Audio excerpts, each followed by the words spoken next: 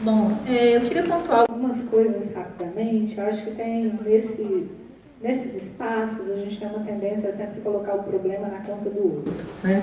Então, era para a gente discutir um pouco problemas relacionados a colaboração entre polícia e Ministério Público na investigação de crimes graves. A gente acaba colocando sempre o problema na conta do outro, né? Ou seja, o problema nunca sou eu, o problema é que a investigação da polícia é deficiente, o problema é que o promotor de justiça está sobrecarregado, e eu acho que aí tem algumas alternativas para a gente pensar muito bem em como superar, talvez, questões que são muito pontuais. E aí acho que a doutora Mônica foi muito feliz em trazer, na pesquisa que a gente realizou, a questão do controle externo da atividade policial, ou seja, o promotor de justiça tem várias funções, talvez até funções excessivas, e com uma concentração de atribuições que não se encontra exemplo ou semelhança em nenhum lugar do mundo. Então, é acusação penal, é fiscal da lei e é controle externo da atividade policial. Na investigação, essas três funções estão presentes. O promotor precisa que a investigação seja bem feita, para que ele possa acusar, né, para que ele possa realizar a sua função de acusação. Ele precisa resguardar uma boa investigação do ponto de vista da proteção dos direitos humanos, né, da proteção das vítimas, da proteção dos acusados. Então, precisa garantir que aquela vítima que veio depor não seja ameaçada, não seja morta. Precisa, então, de certa maneira, supervisionar a investigação policial. Eu acho que o controle externo da atividade policial não é apenas simplesmente ver lá quantas pessoas foram mortas pela polícia e dar algum tipo de resposta, que, como o Zaconi bem nos mostra, isso o Ministério Público, no caso do Rio de Janeiro, não tem feito. A gente não sabe sobre os outros estados porque a gente não conhece, né? E aí vem um outro problema também que eu quero destacar. Então, eu acho que um trabalho mais conjunto é o primeiro passo para a gente caminhar bem nessa relação.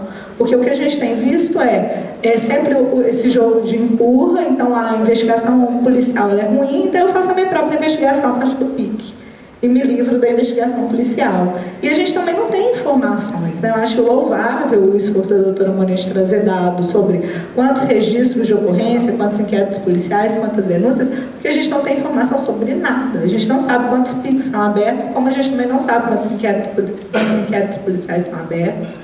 A questão sobre esclarecimento de homicídio ela é sempre extremamente problemática, porque cada um calcula de uma forma, cada um olha uma fonte de informação. Todas as vezes que a gente tenta calcular, fica evidente a enorme dificuldade da polícia em esclarecer esses casos, né? Ou seja, em apontar o suspeito, e muitas vezes esse apontamento é muito seletivo. Então, quais são os casos que a polícia consegue esclarecer? Os casos relacionados à violência doméstica. Não é que os outros ela não consegue esclarecer, porque os outros ela não se envolve nessa atividade. Eu acho que aí também o promotor ele acaba tendo uma função muito burocrática. Ele despacha, concede mais prazo, mas ele também não olha o que está ali dentro daquela investigação policial. Na pesquisa que a gente fez com os promotores de justiça, a gente perguntava abertamente: você acompanha o inquérito policial, você vê qual que é o tipo de informação que é coletada, você tenta ter acesso a algum tipo de base de dados das organizações policiais? E todos diziam que não. Então é do tipo, o controle externo ele é mal feito, e aí acho que também tem um esforço de minha culpa, porque muitos diziam, ele é mal feito porque eu também não me mobilizo para coletar informações e para ir além, né? E aí tudo isso se junta com uma cultura, no caso brasileiro, que valoriza muito o segredo. O segredo ele é poder. Então, eu não vou disponibilizar quantos casos tem na minha delegacia, porque senão vão ficar sabendo que eu tenho dificuldade em trabalhar. Mas talvez seja necessário saber que eu tenho dificuldade em trabalhar, para que eu possa pedir ajuda.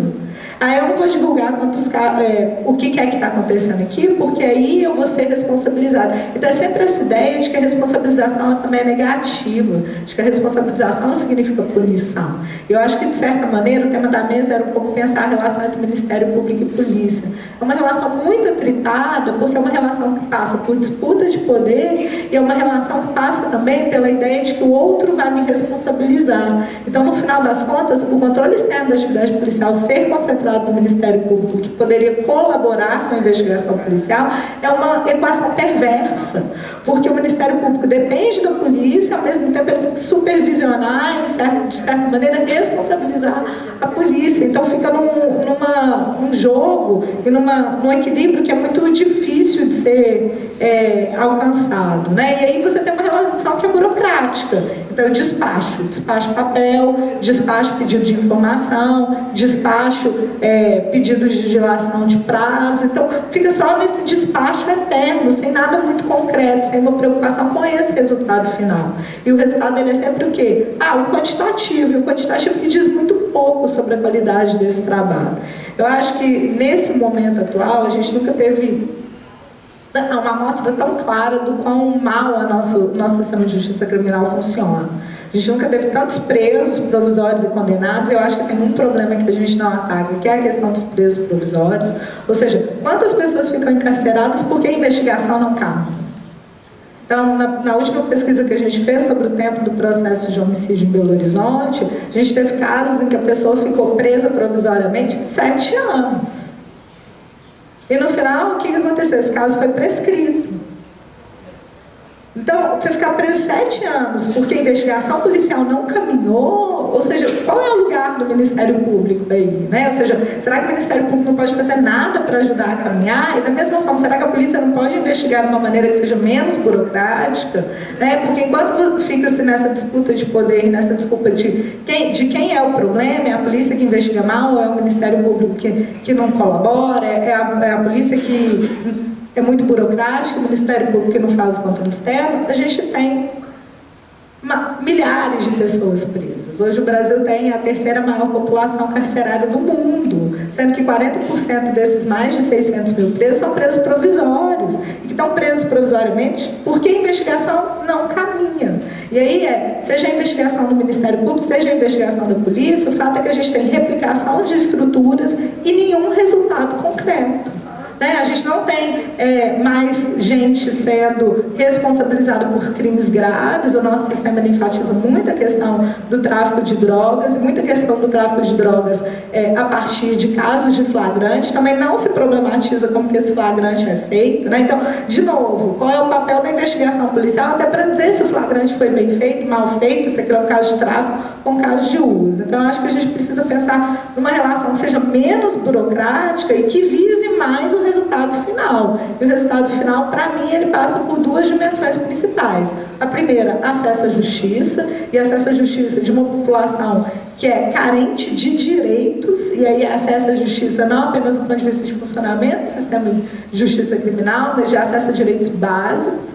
E 2, uma preocupação com a redução da população encarcerada. Se a gente não melhorar os processos de investigação, a gente vai ter cada vez mais presos provisórios e presos provisórios que terminam liberados. E terminam liberados por quê? Porque a investigação foi tão ruim, tão demorada, que ou o caso prescreveu ou não se conseguiu constatar que aquele indivíduo de fato era responsável pela prática de um crime. Acho que são problemas muito graves e que a gente deveria se preocupar em construir uma relação mais saudável e produtiva entre polícia e Ministério Público, com o objetivo de reduzir esses problemas que me parecem nevrálgicos do ponto de vista do funcionamento do sistema de justiça criminal. Obrigada.